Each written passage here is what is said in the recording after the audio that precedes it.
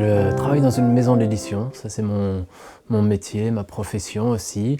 Je travaille plus précisément dans la maison qui s'appelle Le Tripode, une maison relativement jeune qui a 6 ans d'existence. Le Tripode a une devise, littérature, art, ovni.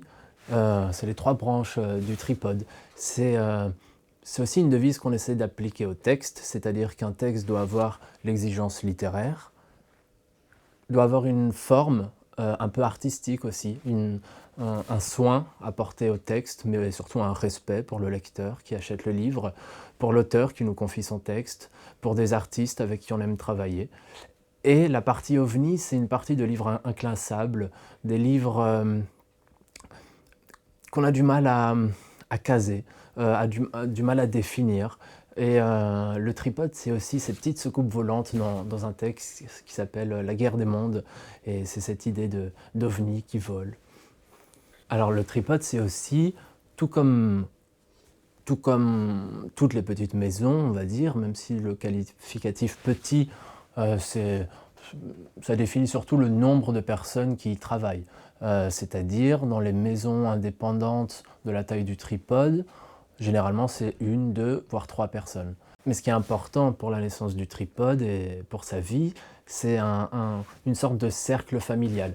Dedans, il y a les traducteurs, qui sont un élément déterminant. Ce sont eux qui souvent nous apportent des projets.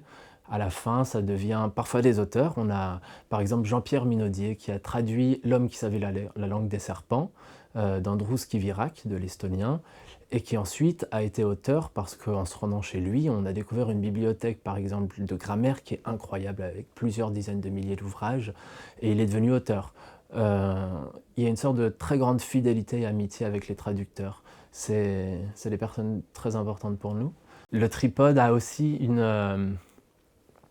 rend souvent hommage à un homme, à un éditeur qui s'appelle Jean-Jacques Pauvert, qui est décédé, qui était un très grand éditeur que Frédéric Martin a connu. La maison d'édition, au tout début, mettait même l'adresse de l'endroit où il habitait.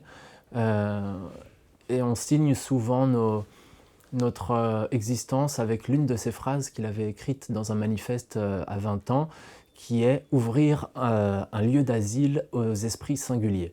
Ça, c'est une autre devise du Tripode qu'on aime bien, et on reste fidèle à l'esprit de Jean-Jacques Pauvert. Et le Tripode, enfin, c'est idéalement aussi un bouillonnement d'idées. De toute manière, l'économie est fragile dans une petite maison d'édition, et notre seule richesse, c'est les idées qu'on apporte, les idées qu'on nous apporte. C'est pas un parti pris de vouloir chercher l'originalité à tout prix. C'est pas pour minauder, pour nous c'est naturel, c'est une autre voie de littérature, d'art, qui nous permettent encore une fois, de sortir de choses qui se font ou du déjà vu. C'est des artistes singuliers, c'est la singularité qu'on aime chez eux. On a du mal avec le réel, à vrai dire. C'est quelque chose de bête, mais la littérature, ou les hommes en tout cas, ont toujours voulu des mythes, des légendes, des récits. Je crois que la littérature, qui le perd beaucoup, on manque d'imaginaire, on pense souvent aux mêmes choses en ce moment, on regarde les mêmes choses, on lit les mêmes choses. Mais mine de rien, on a souvent des textes qui ont aussi été refusés, des très grands textes. L'art de la joie avait été refusé par tout le monde. L'homme qui savait la langue des serpents d'Andrus Kivirak, qui est un véritable best-seller maintenant, avait été refusé par toutes les maisons d'édition. Guy Souroche avait été refusé par toutes les maisons d'édition, peut-être parce qu'il y avait une grande prise de risque à publier ce genre de texte, mais c'est un des rôles en tout cas de l'édition indépendante. Si elle en a un, c'est qu'elle est une grande défricheuse de singularité, de risque.